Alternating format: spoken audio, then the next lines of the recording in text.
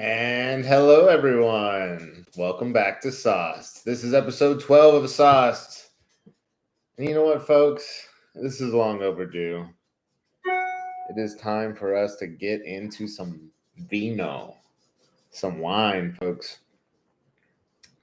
Sorry that always happens right whenever I start. It's notifying me that we are going live. Thank you. We are live. Today, actually, first of all, y'all know me. I'm Gil Salcedo. I am the sauce man himself. Been in the wine industry, in the beer, alcoholic beverage industry for about 15 years. I've done retail. I've done fine dining. I've done distribution. I have my certifications actually up here right now. So I have the WSET Level 3. That's the Wine Spirit Education Trust. So that covers mostly wine, similar to a sommelier certification, but a little more focused on the trade and less service component, but also blind tasting and, a really tough test. And then also I have my Cicerone. Everyone has seen me drink a lot of beer on this channel, but this is my first love, vino. I did already open this up. I always say, open up your wine, folks. There's a lot of you folks out at the wine bars that want the freshly opened bottle of wine to enjoy. If it's a decent wine bar, which you kind of have to be in business nowadays, they're going to go through wine. The wine's going to be fine. And actually, a little oxidation, a little loosening up of these different aromas and phenols. It's good. It makes the wine better. It's been trapped in a bottle. So, for example, this has been trapped in a bottle. Actually, I believe they bottled this in 2019. Grapes from 2017. So this is the Gainey Vineyards. It's from Santa Barbara County, Santa Ynez, 2017 Merlot from Gainey Vineyards. Family farmed since 1962. So another cool little story there. Got my Texas wine glass here, even though this is a Santa Barbara wine, but we're Texans, so that's what we do. But yeah, let your wine breathe. When they do this, you see wine people do this. They're exposing the surface area to more oxygen. You know what I mean? You're swirling around. You get things come off of it. But yeah, it's been trapped in a bottle for the last 3 years. Let it, take a breath or two before you imbibe. Okay. Santa Barbara, I always think kind of a more juicy style. It's good though. Definitely get the grapes that you want to get from Merlot. I'm like immediately plum is right up there.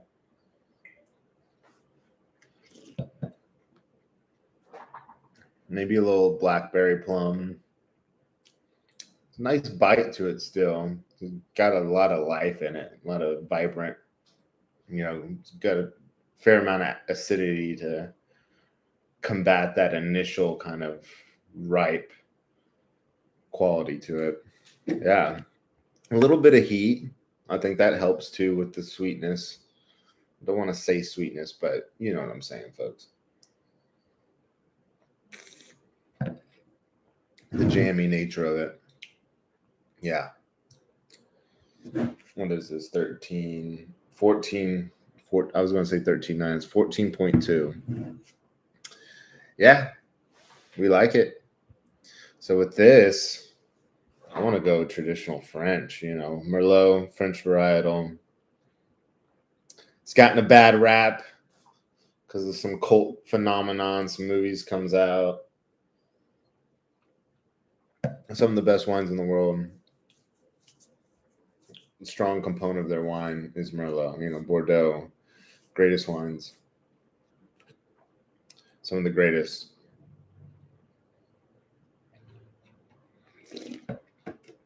Are Merlot. Mm. So yeah, a little hot for my flavor. This is 2017. I think we're drinking it at its peak. I don't see it getting more complex. Maybe the alcohol gets a little more integrated, but the initial flavor I got was a lot of plummy jam.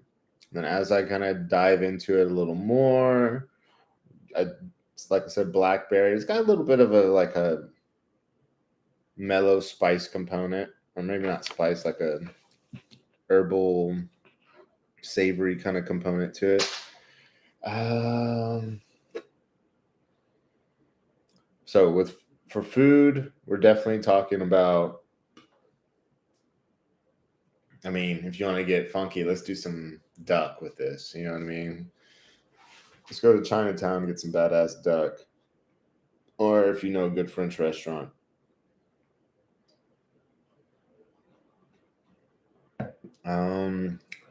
You could see pork too.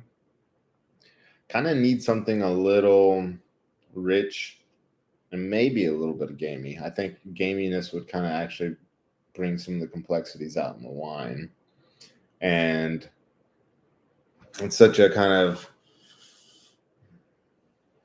bold style of wine that it would kind of help combat, maybe some of those gamey flavors that a lot of people aren't super jazzed about. But you got to find that balance. So if you find a wine that kind of, you don't want to. Typically, you don't want a wine that outshines the food. You want them in harmony. You want them to be like, oh my gosh, the wine is helping accentuate the flavors, either through contrast or just through harmony together, like by having similar flavor profile. That's kind of what you're going for, and vice versa, right? The food kind of helps play off the wine, but you never want one to kind of outshine the other. You know what I mean? Ideally, you know what I mean? Not to say you can't have McDonald's French fries with, some Henriot champagne. That's actually probably pretty awesome. But this would definitely kind of play well, like I said, with some kind of gamey meat, some pork. I kind of consider pork gamey, right? Pork, duck, some fun sausages would be good. Lamb could be fun. I think you would have to prepare it. I mean, lamb might be a little too delicate for this. I think you need kind of yeah, definitely you could do it with steak too. Absolutely. This would actually hold up really well. It's spicy. So a lot of black pepper. I mean, it can hold up to Asian food. The spicier dishes. A lot of opportunities with this. And this is really what I think wine kind of has its most vital role, is when you're having it with a nice meal. Not that you always have to have wine with a meal, but sometimes the wines that aren't just objectively good, like champagne, pretty much everybody that you meet, if they've been exposed to it or have had enough of it, love champagne. And it's hard not to like, right? It's fresh, it's bright, it's crisp, it's refreshing. It's got some nice savory, if you got a good one, some nice kind of bready, nutty flavors to it, but that are very subtle. So yeah, those are easy. But now you talk about a Merlot for a wine that people like. Maybe you're not necessarily a wine drinker, right? Like that's not necessarily your jazz. Mostly, maybe you just haven't been exposed to good wines, or you just haven't had enough, because you really have to just keep exposing your palate to these things, and then eventually it's going to click, and all of a sudden, yeah, your palate does evolve. if you let it. And so the key for those situations is to find the pairing. Find the thing that you're like, oh my gosh, I thought I hated Merlot. You know, and not only just Merlot, I thought I hated all red wines, you know. But then we went to this great Italian place and they made this sausage and red pepper pizza, and they comped us. They just gave us a glass of Merlot and say, hey, you're a lovely couple or whatever. You know what I mean? Like and then you're drinking the Merlot and you're having it with the pizza. And you're like, well, I kind of get it now. Like I had that moment with beer when I was young. I never really liked beer. I was a wine drinker much before I was a beer drinker. And I remember it was a lunch break with my buddy, my wine mentor back in the day.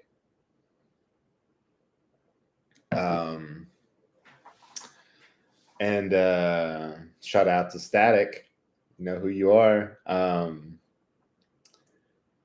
And he had ordered me, I was like, hey, give me a po' boy, the soft shell crab po' boy, which by the way was delicious. At this little Louisiana kind of po' boy place that was in Dallas. And so he ordered me the po' boy and just not even thinking, ordered me a Red Hook ESB. I remember this specifically. And something in my British DNA that day just clicked. I had the po' boy, and he had already ordered me the beer. He was like, oh, if you don't want the beer, I'll drink it. Don't worry. I forgot you don't drink beer. I was like, no, it's fine. You know, you ordered for me. I'll at least try it with the thing. He was like, yeah, you might like it.